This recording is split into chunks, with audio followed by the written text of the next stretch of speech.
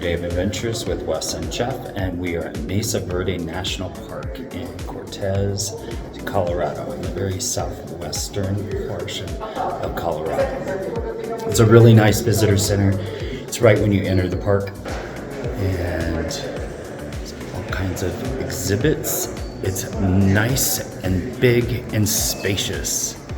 All kinds of brochures for the different ranger-led tours that you can take of the cliff dwellings. This explains about Mesa Verde National Park, preserves the extraordinary record of ancestral Pueblo people who made their home here for more than 750 years. They lived on these mesas from AD 550 to AD 1300. The park protects nearly 5,000 known architectural sites, including 600 dwellings, the cliff dwellings, and more than 3 million objects in its museum. Mesa Verde National Park was established on June 29, 1906 by President Theodore Roosevelt, making it the first national park of its kind, created to preserve the works of man who built these architectural sites. The park attracts 500,000 annual visitors and is 52,085 acres in size, or equivalent to 81 square miles. This is where the rangers can answer any questions for you. This is about how they lived here back in the day, the Pueblo people. This guy looks like Willie Nelson. He really does. Continuing on with the tour of the visitor center here at Mesa Verde National Park. They farmed this land, corn and different things, as well as they made baskets and arrowheads, knives, so that they could hunt. The green table, the first Spanish explorers to the area called Mesa Verde, or the green table, for the lush mountain shrublands and the pinyon juniper forest that covered the region. And this is the actual park here and how it sits on this mesa here, Mesa Verde. And just a really expansive, nice architectural history of this park. And that's the view of the mountains out of the front of the visitor center. Beautiful, lush and green, like I said, green, which means Mesa Verde, living in the alcoves, how they lived in these little cliff dwellings, which we're going to see several of those. The tour that we will be taking tomorrow morning is of the Cliff Palace, which is the largest one, about 100 rooms to it. This is interactive, and you can, the Navajo, the Ute, the Southern Ute, several Pueblo tribes from this area in Colorado. So, very, very interesting. And it expands over into this area, and it tells about each of the popular cliff dwellings. Like it said, there were over 600 cliff dwellings. So this is the longhouse. Unfortunately, that one is closed, but due to some renovations. And this one is the balcony house. It is tickets are available for that one, but these are some of the ladders you have to climb up in order to get to the dwellings. And this one is the Cliff Palace. This is the one that Jeff and I will be taking the tour on tomorrow. It's exceptionally large dwelling, which likely had special significance to the original occupants and surrounding communities. Many believe that the Cliff Palace was built to function as a social and administrative center and gathering place for ceremonies. So it's a ranger-led 1-hour tour. It's fairly strenuous. It involves a 100-foot descent using uneven stone steps and climbing 5, 8 to 10 foot ladders with a 100-foot vertical climb to the exit of the site.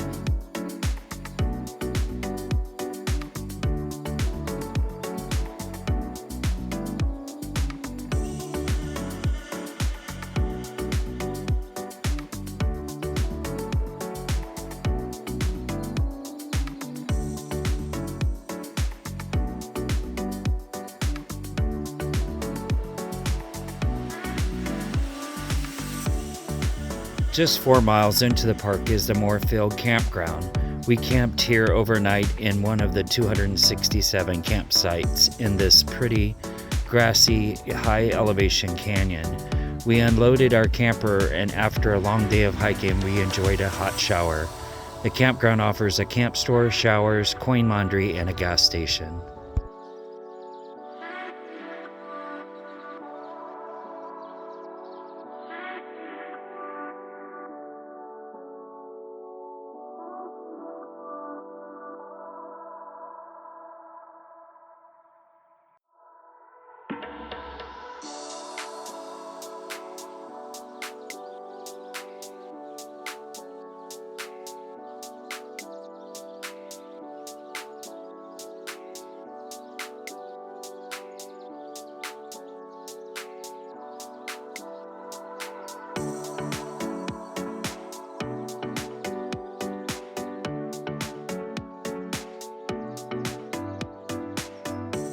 We are at the Montezuma Valley Overlook, which is one of the first stops after the campground when you come into the park. But it has a vast view across the valley. Kind of a cool little stop. And I'll flip the camera around because there's some neat rock formations here that reside here too. So here's the parking lot. And these are those rock formations I was talking about. Kind of got a little ridge. That's out into the valley, looking off to the west. And you can hike just down a little ways, and it takes you down to the closer to those rocks. There's a little picnic table. We're at the Montezuma Valley Trail and Overlook. There's an old road that used to go through here, and they closed it, and in 1911, just 5 years after the park was established, the trail became the Knife Edge Road, a new section of the main park road. So it's closed now, but it's just a little walking trail. So you can walk down here. But this was, believe it or not, this was the road that went along this edge of the peak and around that rock formation. So pretty cool. Kind of steep, drops off into the valley, and these rock formations are really cool. They let you go down to this point down here, but they don't let you go any further. It's not very safe to continue to walk that way. But the road is kind of deteriorated, obviously, but a road used to go through there back in 1911. Pretty cool.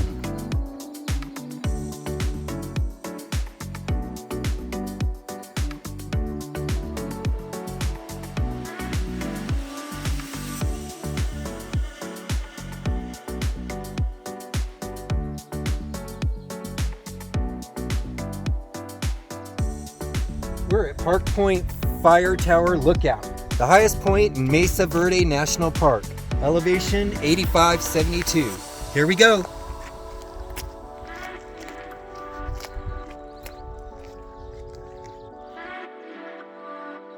We're at a place called Park Point Trail.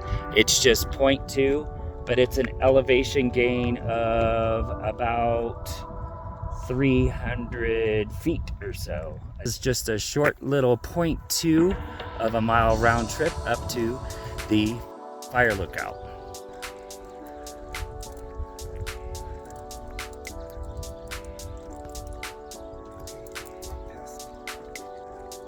Here's Jeff up on the ledge. checking out the edge of the Rockies off in the distance there. Yeah, beautiful. We drove through a lot of those, Telluride and all that area. But this is the overlook here at the Park Point View Overlook and the fire lookout station. This is the highest point in the park. So it's 8,500 feet up. And you can actually look into 4 states. The Four Corners area, which is off over this way. So it's Colorado, Utah, New Mexico, and Arizona, right.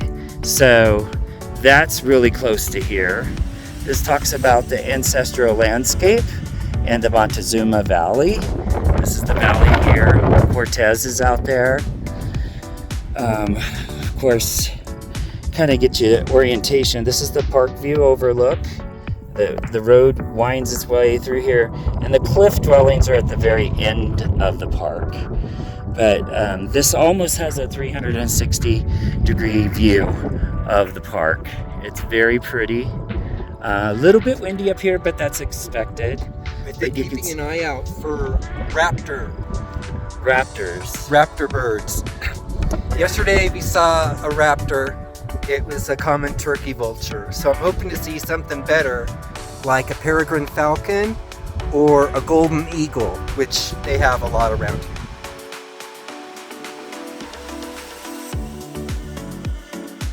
And here we are. Wes is over the edge of the rope taking pictures. Scares me half to death because it's 1,000 feet cliff. We're at Park View Point, and this is the fire lookout. They built this way back in 1939. The Civilian Conservation Corps built this. And the Park Point lookout sits on a Mesa Verde's highest point here at 8,542 feet. And it's the highest point here, so during the fire season, it's a hub of activity. The fire lookouts can scan the horizon, watching for lightning strikes and smoke off in the distance. And early detection and getting fire crews on the scene quickly is critical. In years past, the lookout would have been posted here 24 hours a day from the months of May through September. As roads and communication technology have improved, rangers are no longer live here full time. But this was built up back in 1939, and the Park Point Fire Lookout is listed on the National Register of Historic Places.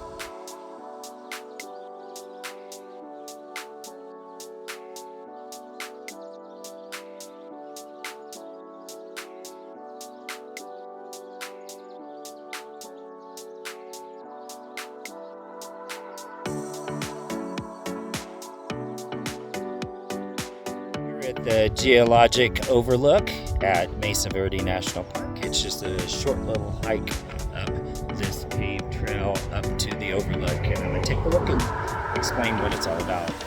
Here at the geologic overlook, it shows the valley there, and it explains that the water is within the rock, and water from rain and snow slowly precipitates downward through the porous layers of sandstone until the water reaches the non-porous layer of shale.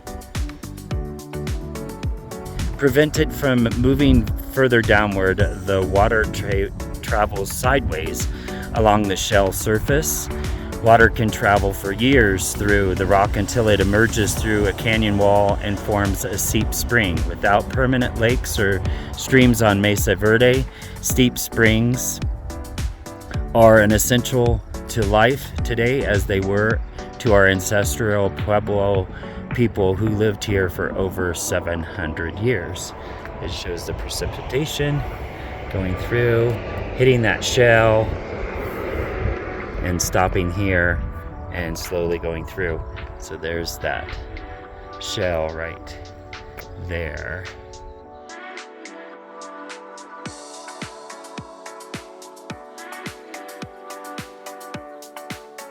geologic overlook at Mesa Verde National Park. And that's the view from up here. We got a nice little viewing tower that you can look out into the distance, as well as nice little path up here, ADA accessible. And it talks about the Monument of Time. The landscape that surrounds you has its own history to tell. During about 90 million years ago, much of North America, including the southwest Colorado and what is now the Rocky Mountains, was covered by a shallow inland sea. And this thousands of feet of marine and shoreline sediments were deposited, the first step in forming today's geologic landscape. So more recently, wind-blown soil covered the region. On Mesa Verde, it is several feet thick in places. Even today, this disposition continues as dust storms frequently leave behind a film of sticky reddish silt.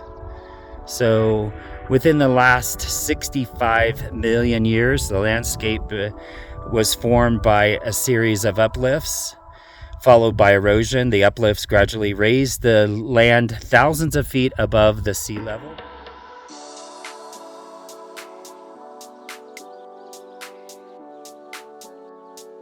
I am at the Farview community site, and this consisted of a lot of different structures that had a whole community with farming and a reservoir as well. So it has several of the ruins that are still here. This community is more than 750 years old, and long before the famous cliff dwellings were built, the area around this was well-established ancestral Puebloan farming community supporting dozens of families. Starting around AD 800, ancestral Puebloan people lived here for several centuries, farming the deep mesa soils, building their homes and raising their families. This was not only a quiet woodland park. On a summer day in AD 1050, this ancient community would have been filled with the smell of juniper smoke and the sounds of everyday life. Conversations between people working together, barking dogs, laughing children, ravens calling overhead, and the wind rustling through the shiny corn leaves. The Fairview area was one of the most densely populated regions in the Mesa Verde National Park. In the mid-1100s, there may have been at least 35 occupied villages and surrounding farm and garden plots within a half square mile, including the sites that is on this easy 3/4 of a mile gravel trail. So I'm going to take a little walk through here.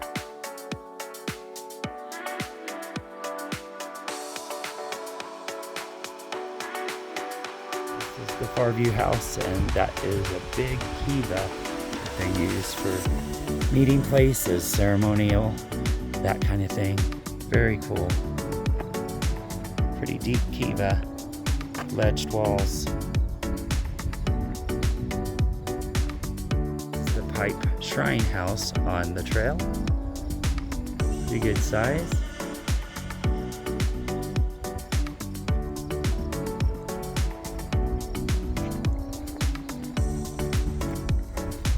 There's Jeff and the pups. We're taking a little walk through this trail, which is only 0.3.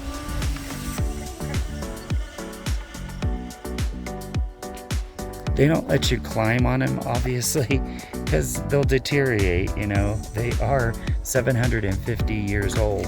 But in the center of this one is a nice big kiva. Just really a neat little walk around this community and learning about the history.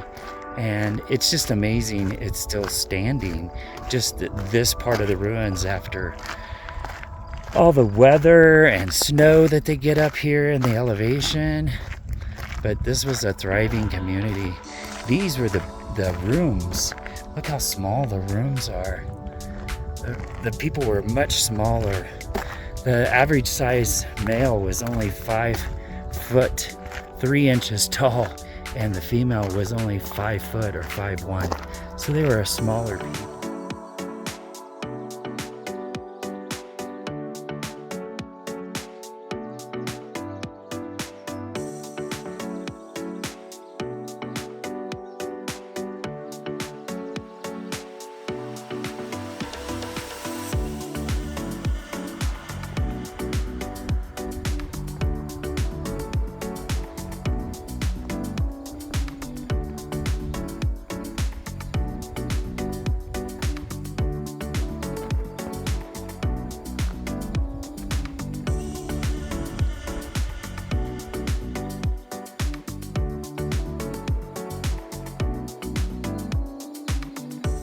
Hike back to the reservoir for the Farview community. It's called the Farview Reservoir, and it's empty now, but it's still got the rock wall all the way around it. So you can see how they trapped the water so that they had a fresh water source. And so that's the reservoir there. This impressive structure was built in at least 2 phases beginning in about 900 AD. It has been a source of awe and study since it was first described as a reservoir. So hiking here in Mesa Verde, the point 3 from the Fairview Tower to the Coyote Village and then over to the reservoir was very interesting and highly recommended. Behind me is the tower here at Fairview. It's one of many towers that the ancestral Puebloans built. And the reason why they built the towers, they were 2 stories tall. And the reason why they built the 2-story round towers here in about AD 1200, at least 60 towers were present in archaeological sites in Mesa Verde. In some locations, the tower commanded an expansive view of surrounding countryside. When the Fairview area was heavily cultivated, would most have been cut for fuel or building materials. If so, this tower may have offered residents good views of the entire farming community and the landscape and communities beyond.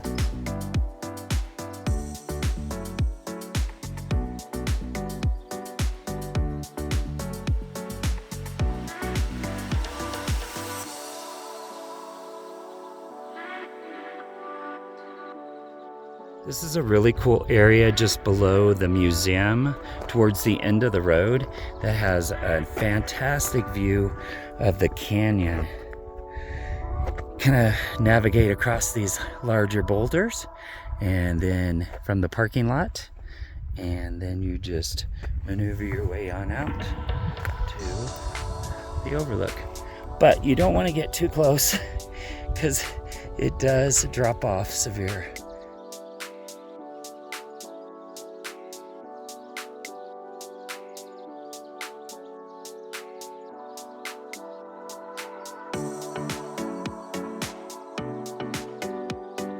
In this area of the park, you will find the park headquarters offices, the Chief Ranger Station and First Aid Station, as well as a post office, the Spruce Tree Terrace restaurant and gift shop, and the Historic Museum.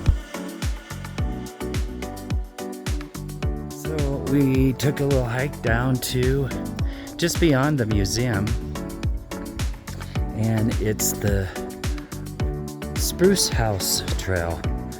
And it's the Spruce House Cliff Dwelling. And there they are. Look at that.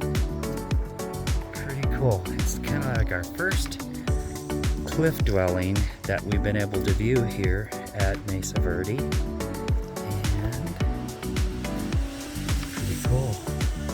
Several houses, and it was built right into the cliffside there. The windows have a kiva. Tucked back into this little canyon here. There's a nice little trail that goes down to the Spruce House.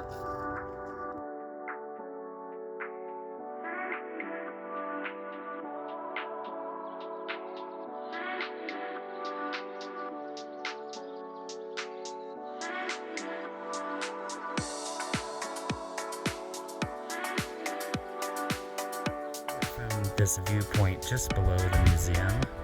So it's right here in the cliff. Pretty cool.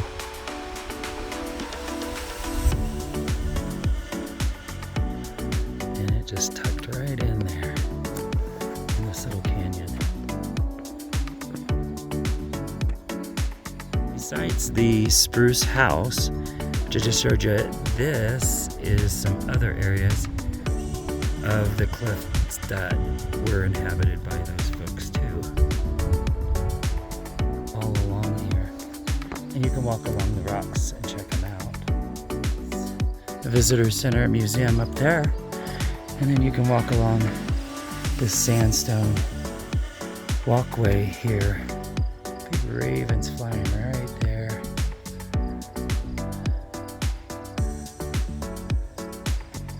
It is steep, so you have to watch it.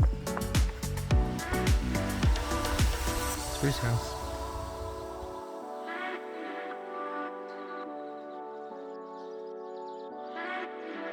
So here at the museum and buildings that are on the cliff above the spruce house, I just wanted to get you some information about the spruce house and some of the history of it. So that's it there in the cliffside. And it's a pretty good view from up here. The way they call it the spruce tree house is one of the best preserved cliff dwellings in the park. Most of the walls, wood and plaster original. Archaeologists have identified at least 120 rooms and 8 kivas in this area, making this the 3rd largest cliff dwelling in the national park. At the Mesa Pit House, AD 600, and it's very short from the parking lot. You just walk along here and it's inside this structure. So the national park structure, in order to preserve it, has put it inside this structure so it doesn't hit the elements anymore and get deteriorated any longer. But this is what it looks like. It's a pit house. And talks about the first permanent homes. So they dug down into this and made round sections, and then they covered. The family pit house included a central fire hearth using for cooking and light and warmth, and it protected by a deflector which reduced air drafts across the fire and onto people seated, working or sleeping on mats nearby.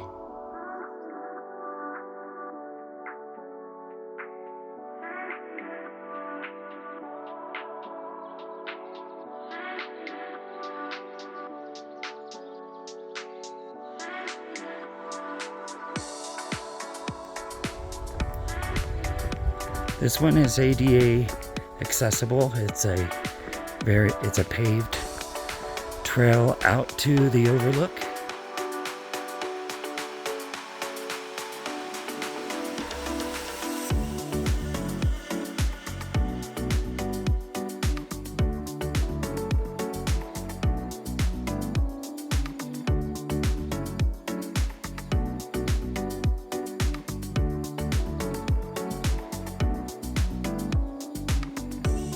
Here at the Square Tower House, an awesome, spectacular cliff dwelling that you see here.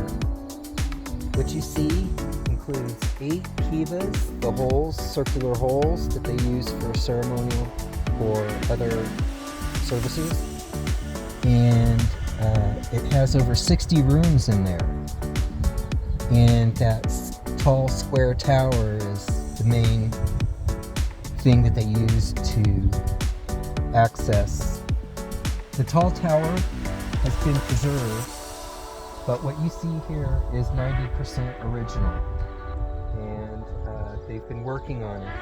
And the preservationists had to access the cliff dwelling the same way as the inhabitants did hundreds of years ago. And what they did is they had ladders, rope, and toe holds in the cliffs that they used to access the cliff dwellings.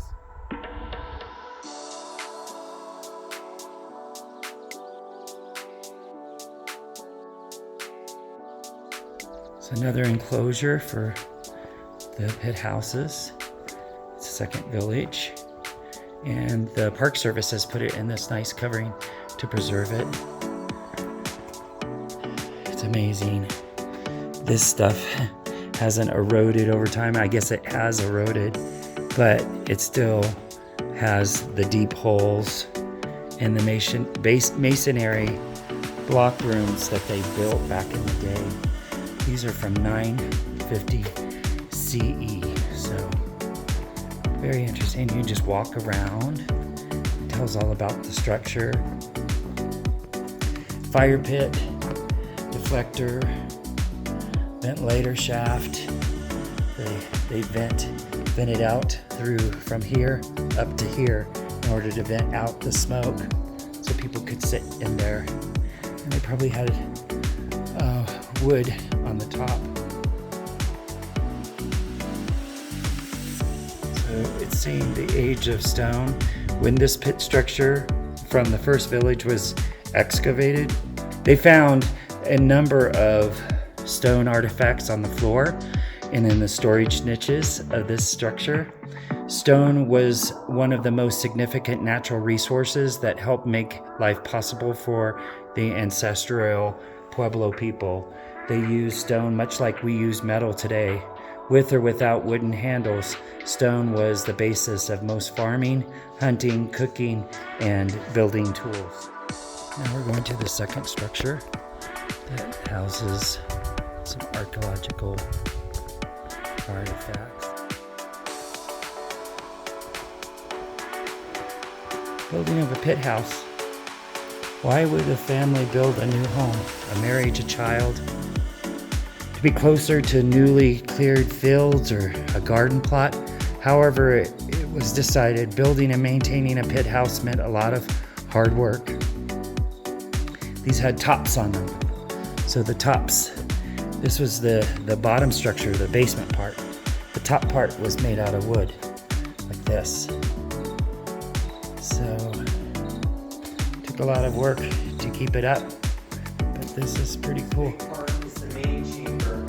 That's the anti-chamber.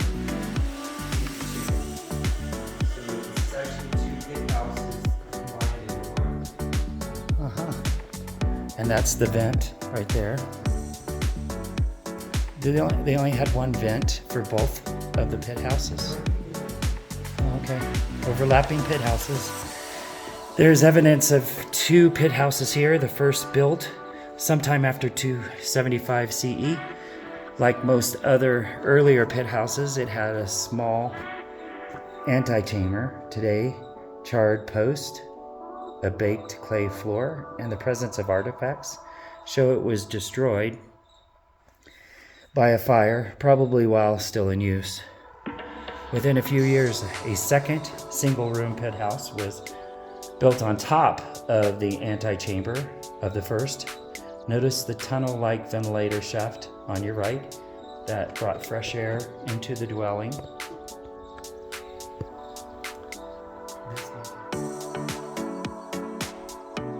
Gonna go view the Mesa top sites. These villages have been developed and built up over 200 or 300 years. And so generations of people moved in and out of the region, farming, gathering, and hunting in this same area.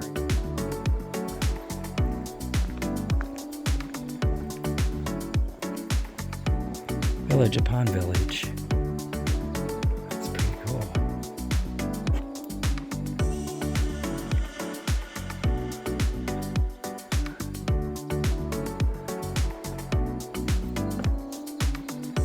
Wow.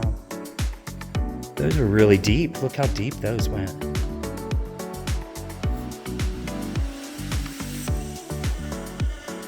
New kind of building. Masonry foundation before you is from one of the three towers, all part of the last village built here. The tower was a new architectural feature appearing at the time the third village was occupied.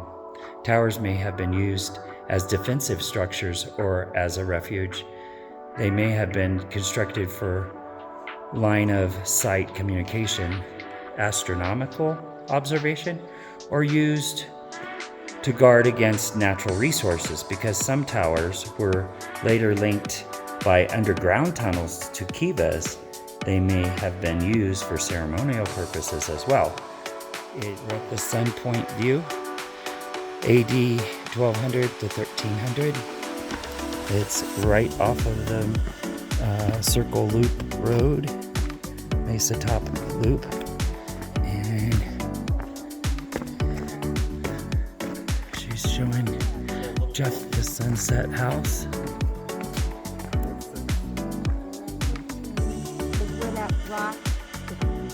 Oh, yeah. Oh, I see it. There's a little structure right above that rock. Yeah. So this is pretty exciting. We are at the Sun View Point, and we can see the Cliff Palace from here. I want to show it to you. Jeff and I are going to point it out to you. It's right there, and the sun is getting ready to set, and you can see it right in that crevice. That is the largest dwelling in this whole area, and we're going to take a tour of it tomorrow. So you get to see it up close, so that's going to be a treat. See it? That's the sunset house right there, built into the, and just below it, you can see the circular wall. Yeah, there's another one. And It's all part of it. yeah, and there's the structure right there.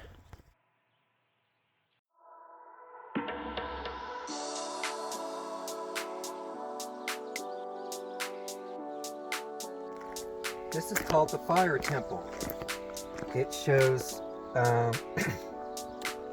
more like a formalized plaza. It could have served as a dance plaza or a great kiva.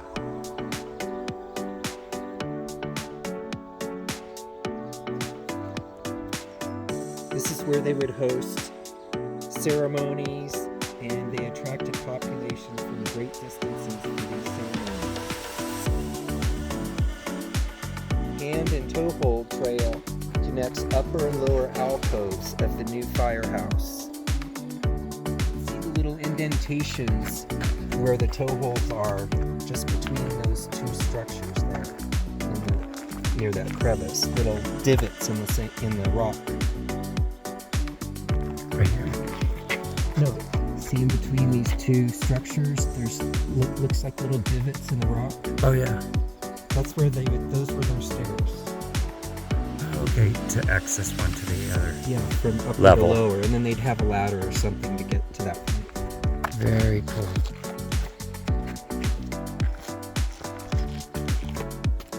So this is the Sun Temple, and it's just right off of the parking lot. Easy access. So take a look at the Sun Temple. Look at that view of the canyon this way. Oh yeah, let's take a look. Oh yeah, the sun is starting to set on the canyon wall. There. Really cool. Wow, this is quite a structure. The mystery of the Sun Temple. The Sun Temple is never-ended source of speculation for scholars and visitors alike. It was built sometime in the 1200s and was part of the community of cliff dwellings that surrounded it. Its D-shaped outline was no evidence of roofing. Few doors or household artifacts, and massive architecture unlike and other structure in the park. Of the few similar D-shaped buildings found in the region, this is the only one not built within a pueblo. Could it have been a social ritual or symbolic functions? We're not quite sure, but pretty cool.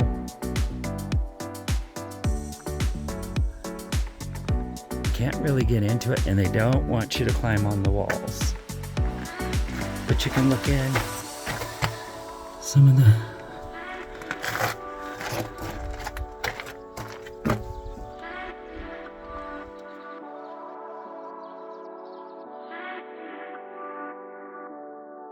at least 150 rooms, the Cliff Palace is an exceptionally large cliff dwelling. It was constructed in a very special location, surrounded by a vibrant, active community.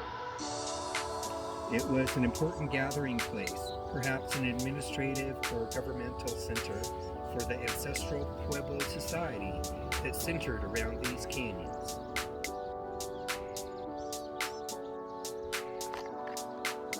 Pretty cool. Pretty cool. We're at the Cedar Tree Tower here at Mesa Verde National Park, and it's right, you can drive right to it. There's the kiva and the tower, and we're getting to be sunset, so just getting this portion in, but everything has been really interesting. And this is the Cedar Tree House. See all the rooms? This was the vent. And this, each of the rooms. Think about this. Big tower. It used to be a big tower. So they don't exactly know why, but they speculate it could be observation locations or ceremonial sites. This one is connected to a kiva.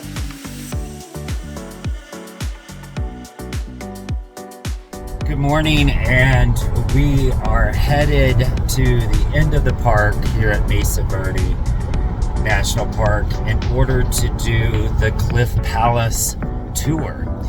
Now, we have reservations. We did about 2 weeks ago, which is highly recommended. We were lucky to get the last 2 tickets for the 9 o'clock tour.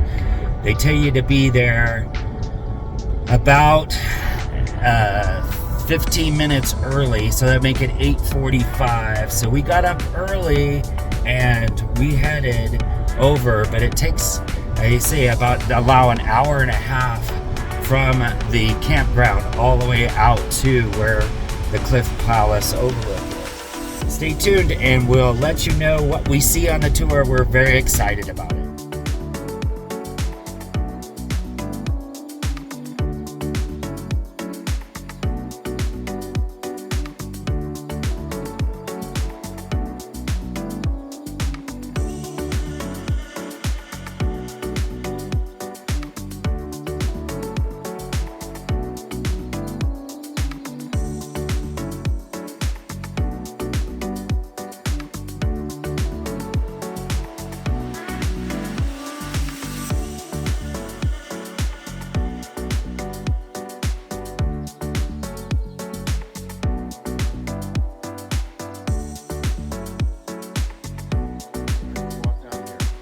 Live up here in Grandpa's house, you know, for many centuries. Why did you then decide, and this is late 1100s, to come down into these cliffs? We're going to talk about that more.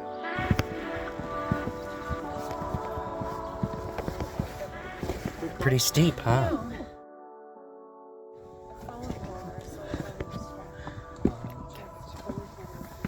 What, Tom? Really steep. And we're in a tour group of about, maybe about 25 to 30 people, I'm guessing. I'm not sure. But really good ranger, so excited about that.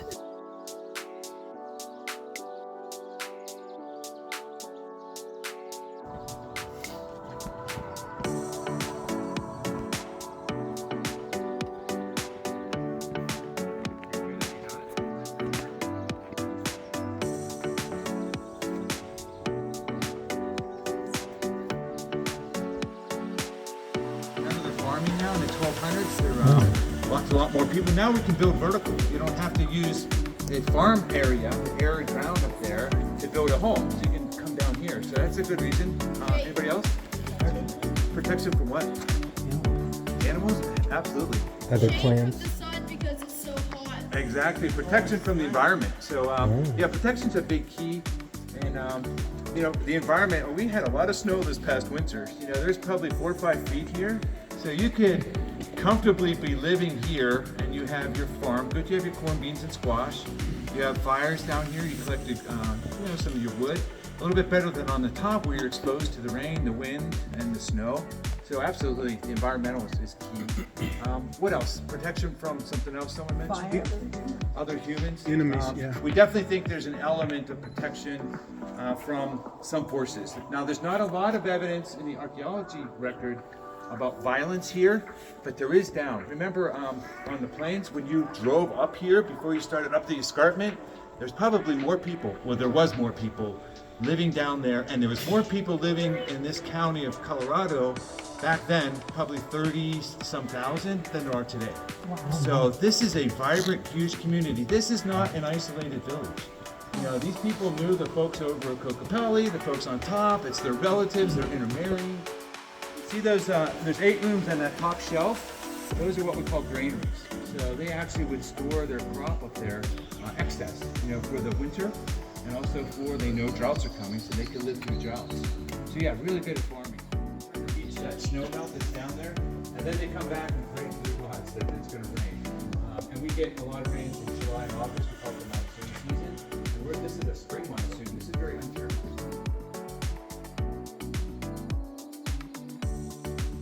Find for you what you would consider to be your home.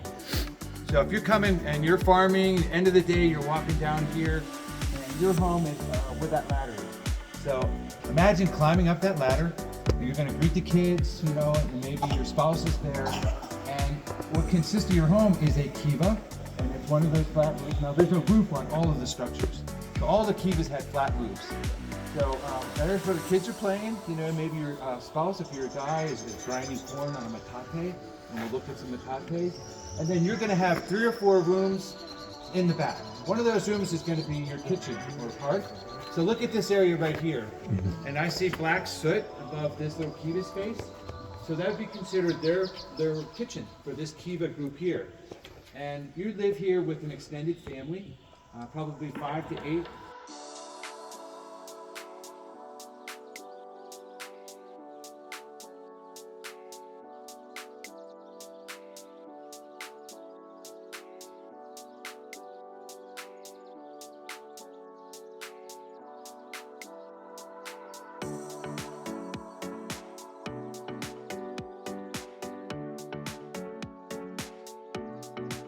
So we're on our tour here at the Cliff Palace, and it is absolutely amazing. We got one of the best informative park rangers that they can offer here. Of course, he's a retired guy like me and doing this as his second job. This is a really cool Cliff Palace tour. It is the largest cliff dwelling in North America. Probably one of the largest in the world, but housed like 150 people. It was a really cool site. So it's about an hour tour, and you get to see up close and personal this amazing architectural feat.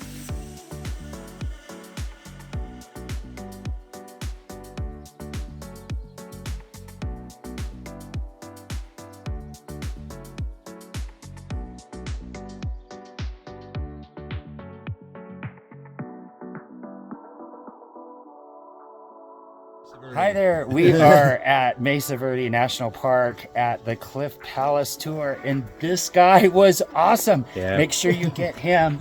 And you know what? His name is David Gallagly. Yeah. Gallagly. It's kind of hard to pronounce, but it's a really good tour. So Ask for me. ask for him.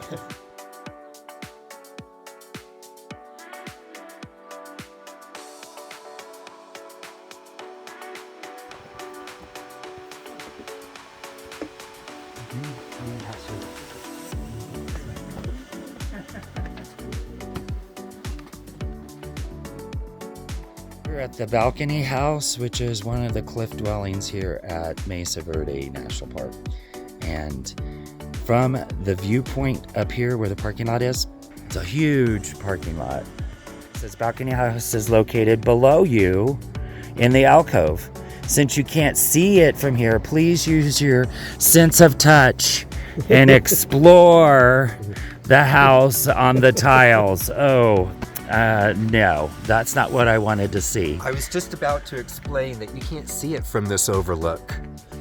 But there is a trail ahead on the road that you can take, the Soda Trail, which you can take to view it from a different angle. 1.2 miles round trip hike. Oh, good job. But look at visiting this balcony house. You have to climb these ladders and through these things. It's pretty cool looking. This is a pretty cool way to view this one. We'd like to do this tour, but we didn't have tickets.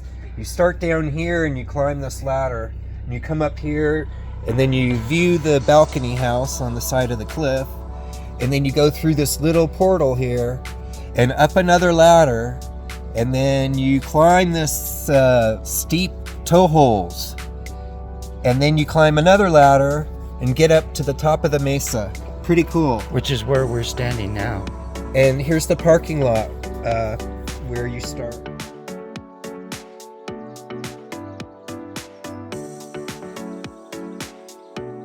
The House of Many Windows, which is a cliff dwelling off on the backside of the canyon.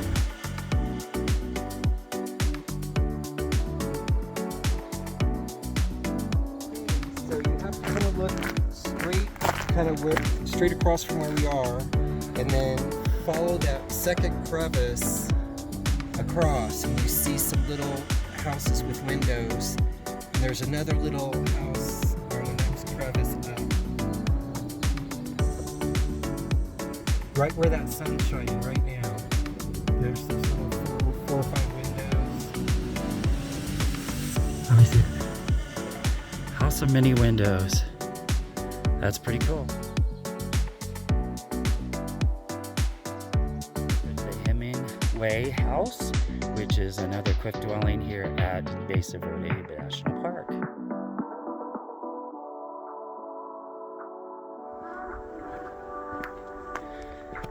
This is the Hemingway House. Yeah, see, You have to describe where it is. yeah, there's a big cave Yeah. right there, and there's a little dwelling in the corner on one side of it. Hard to see.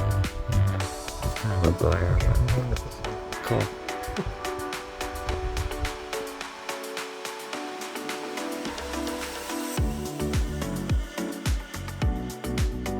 Alright, Soda Canyon Overlook Trail.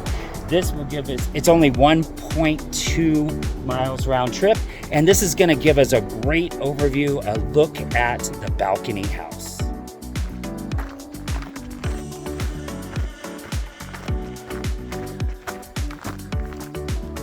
So we're on the Soda Canyon Trail, and it's not too far, 1.2 miles, and it comes out onto this bluff, and then you start to see the balcony house, a little overhang here, the balcony house overlook, and then the Soda Canyon is what the name of the canyon is. So that is why they call it the Soda Canyon Trail. So Jeff has already made it to the overlook.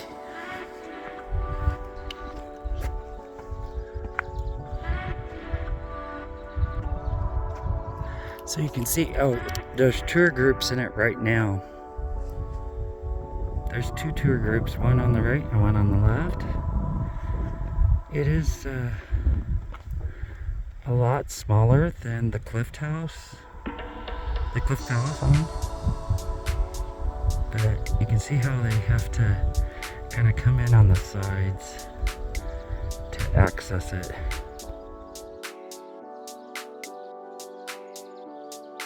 So the tour groups are actually coming up the ladder out there. So I wanted to kind of zoom in on them, making their way up. There you go. See, they're making their way up that ladder so they can access the balcony house.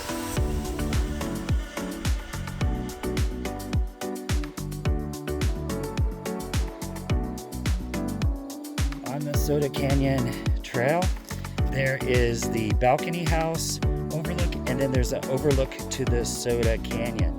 So we're gonna do both. And so you go off to the right here and down into this area. Since you're already back here, you might as well get to see Soda Canyon in all of its glory. So lots of wildflowers blooming right now, so that's really nice. It's a great time of year. Might be a little bit windy out here, but there's a little, that's the Soda Canyon right there. And there's Jeff that's already made his way out to the end. And they have, there it is there. And that's Soda Canyon. So getting a little breeze.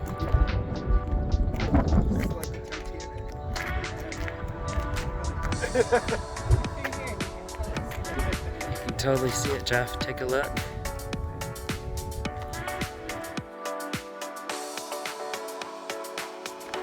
On the map that they give you for the National Park Service, it has a little half circle black. It's mostly where each of these overlooks are. So I knew there were 3 of them here. Second overlook for Soda Canyon.